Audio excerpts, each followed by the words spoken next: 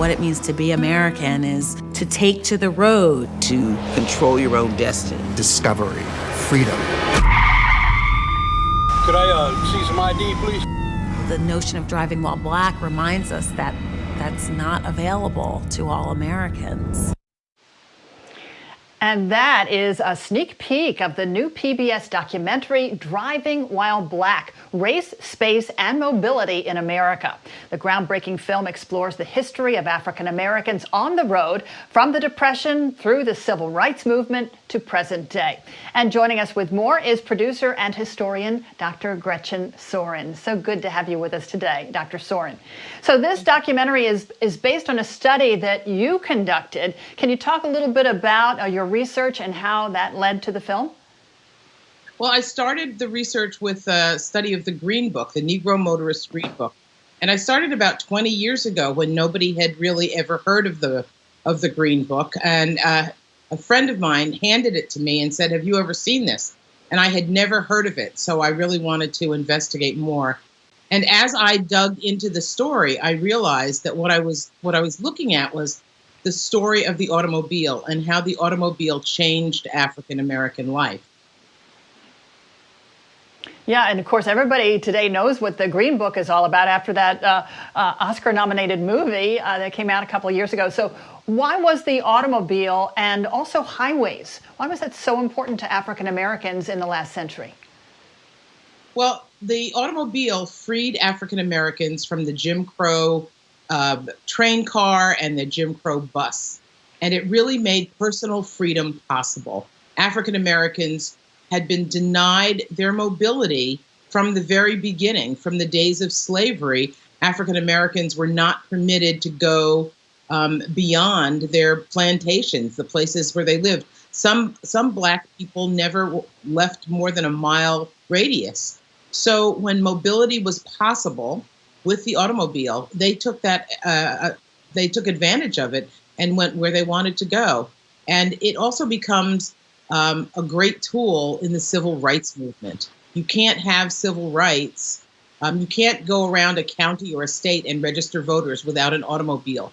You couldn't have a bus boycott without an automobile. You needed a fleet of cars to drive people to work. So the automobile becomes crucial. It becomes a tool in civil rights, and it becomes a tool to get away from segregation. Mm. And it looks like from the shots that we were just showing, you've accumulated a lot of great old photos and video and pictures, films for this documentary. And your film takes the viewer throughout the 20th century, like the Depression, the Civil Rights Movement, beyond that. And of course, recently in the news has been the Black Lives Matter movement dominating the headlines. Why do you think this film has such a resonance for viewers today? Well, I think the film has tremendous resonance for African Americans, obviously. It's about African American history. But as we have shown clips of the film, we found that it has tremendous resonance for white Americans as well. Everyone remembers what it was like to go on vacation, to get in the family car, to go across country, to stop at a restaurant, to stop at a hotel.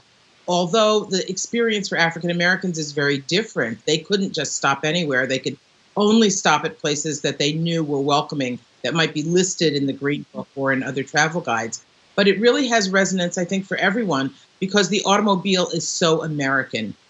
Going out on the road is so American. It really defines transportation in our country. We're not really a country that uses public transportation except in certain urban areas. We are a nation of cars. Yes, we certainly are. And this film will be eye-opening for a lot of viewers. What would you like to happen as a result of people seeing your film?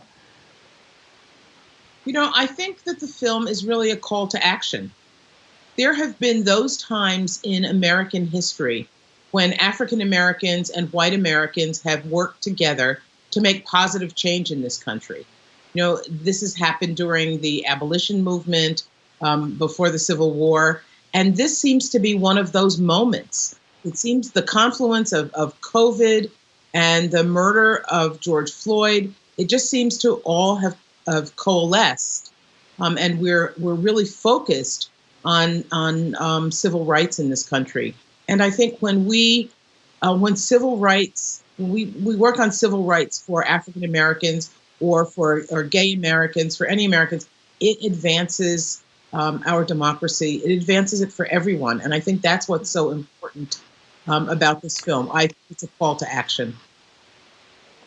Adding to the conversation, certainly, Driving While Black. It airs on PBS Tuesday, October 13th at 9 p.m.